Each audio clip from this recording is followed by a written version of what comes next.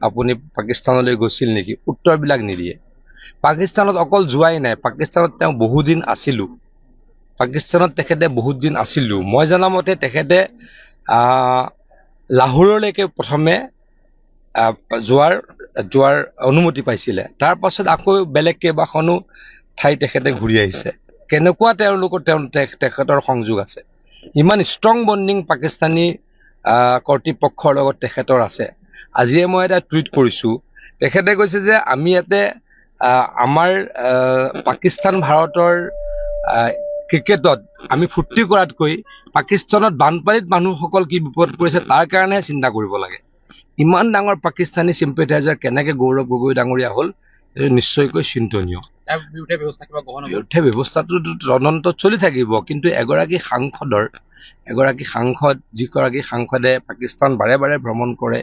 যিগৰাকীয়ে পাকিস্তানৰ ছাপোৰ্টত কথা কয় তেখেতে উত্তৰবিলাক সোনকালে কিয় নিদিয়ে